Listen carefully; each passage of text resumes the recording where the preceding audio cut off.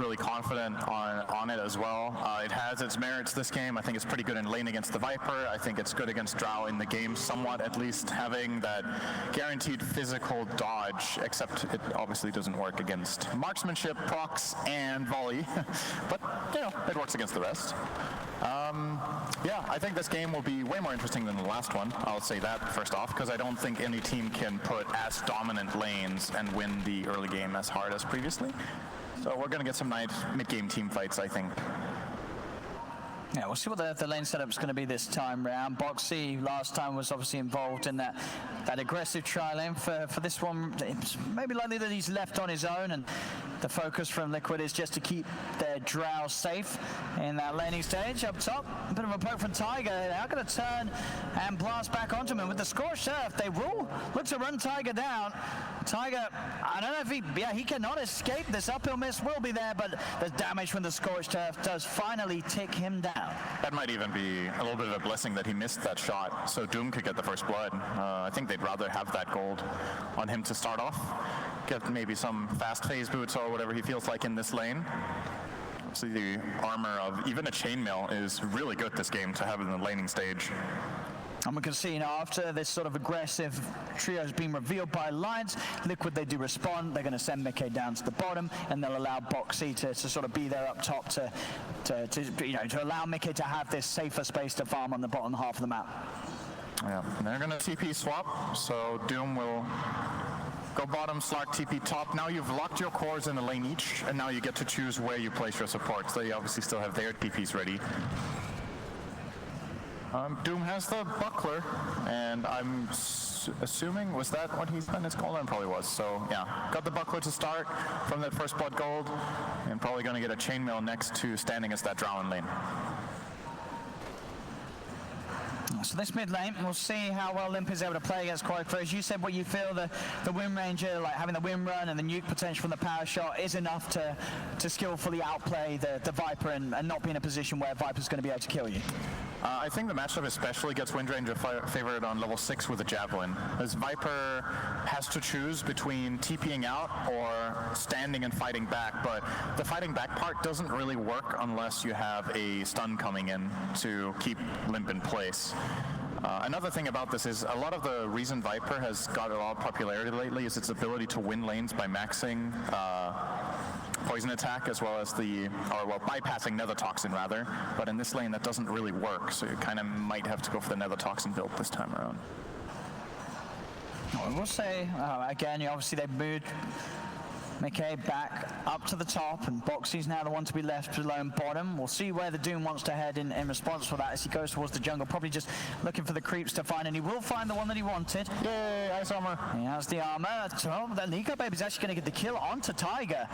Looks like Tiger, again, just a little bit too aggressive with his positioning, as the trio lineup of Alliance on that top lane, they have a lot of kill potential. Yeah, it's a pretty strong lane.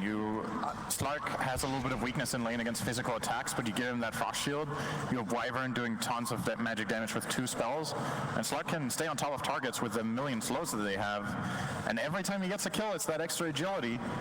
Can build up pretty quickly to give you that nice little edge in the lane. A little bit more armor, a little more damage. Goes a long way. And on the flip side, I think Liquid's lane kind of sucks, honestly. Like, it's okay once maybe Drow hits level 3 or level 5, so you have the high damage volley, but right now, Oracle as well wants to hit the level 3 for the strong Purifying Flames. Treant is not the strongest right now against this kind of lane either, so I think Alliance feel pretty happy with the way they've set their lanes this time. You're going to end up having Doom against Hara. That's tough, but outside of that, it's really good. Top. Again, looking to get on top of miCKe this time. Yeah, the living armor's enough, and he can turn with the multi-shot. In fact, NicoBaby, he'll get nuked down. Insania has another Purifying Flames to do the job.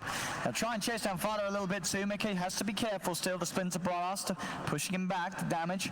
I think he had a Magic Wand and Fairy Fire on the Drow. I think Alliance got a little bit surprised by just how much he could reset there. And nicely done from miCKe. That's a big kill, honestly. You have this huge wave coming into your tower now. That means NicoBaby lost some CS as well on his way back to lane. You might find your level 3 on at least one of these heroes. Not bad. But man, Drow CS is bad. He needed it so much. 5 and 6 in that safe lane. It's rough. Rough times. He's finding a couple in the tower. That'll help. No, and in Alliance, they're going to be likely to just keep this tri-lane here going because they know that every time that wave pushes away from the tower, it just gets in a position where Mickey, he can't confidently sit there. They'll dive upon him each and every time. A mid lane matchup, 21 for 6, 21 for 2. Very even, as expected. Limp picking this Wind Ranger, showing us that it is indeed a hero that can farm very reliably against the Viper, and a hero that Viper cannot bully straight up out of lane. And Limp had a level advantage. He's about half a level ahead, so as soon as he hits that level 6, you might see him try for a kill mid. I'm not sure if he bought the javelin or not, if he's taking that route. Nice damage being done. I think Hanskin will be fine here, though. Just barely. Nico, baby, he actually salved up back to full HP. He's ready to turn. In with the pounce. Gets himself another. They've even got the slant to Mickey. Mickey in potential trouble. Insane will purge to slow off, but Nico, baby, is onto him. A couple more hits. All stick charges will heal him up, but it's not enough to save him as Nico, baby, dives in, gets the double kill. So 3 kills now for Nico, baby, in this top lane. 3 permanent stacks of the Essence Shift. He's having a brilliant start here. Again, this time round, it's Alliance that has set up this tri-lane that is, it's just succeeding in all fronts. Yeah, the good news for Liquid is, of course, the bottom lane going very much Slaughter's way, as it should. One of Doom's harder lane matchups, I would say one of the worst that you realistically see in this meta. The worst is probably Bad Rider, unless you find a Purge Creep. Well, let's try to find back here. Well, the ice armor is definitely helping. Yeah, not really a kill that Boxy can go for. I mean, when he has the 6, he probably will have enough armor reduction even through the ice armor to outplay 33 if 33 hangs around low HP. You gotta be worried about him having Doom, though. That's true. The problem. And yeah, the net worth doesn't really reflect the CS of this lane. It's obviously Devour bonus will help the Doom quite a bit. And he does indeed skill Doom now, and he got a chainmail. So that's 11 armor between, or is it 10? 10 armor between the chainmail and the ice armor. So that will pretty much negate this Corrosive Haze. Force the Scorched Earth, though. Boxy's got, this is a dance here. You gotta know your limits really well. Yeah, on both heroes. Yeah, for sure. You can quickly turn around with Doom, get a Doom off, and maybe kite him around a bit. At the same time, Slaughter with an extra bash. If you don't count the hits, you can die, so. But yeah, Alliance off to a much better start than last game. That's the big change here, is that it feels like they're going to get to play the game. Surprisingly to me, Limp didn't even skill his ulti, actually, on level 6. He's gone 0-4-3 build, just really focusing on pushing out the wave with Power Shot, harassing qojqva that way, forcing him to buy extra regen. He did not go the Javelin. He's finishing Phase Boots double null. So taking more of a farming approach than a pressure approach here.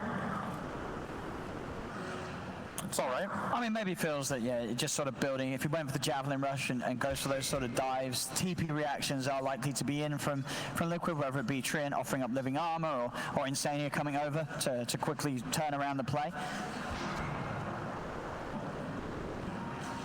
And bottom, Nico Baby's going to actually head down here now. They're switching the lanes up. This lane is not playable for Slark unless he gets help, but he obviously will. Oh man, the damage though. Insania's going to be here to back up the Slaughter, and with the living armor as well, he can push on. Nico Baby is getting nuked down low. He has the frost shield, and with that, that's a roll. It still goes down. Insania, one more purifying flames. It did do it. They will lose both heroes for that, and they do both go the way of 33. So losing your Slark, but 33's game just got that little bit better. Gets a double kill on the Doom. And you killed the Slaughter. That's the top net worth in the enemy team, so you'll probably take that.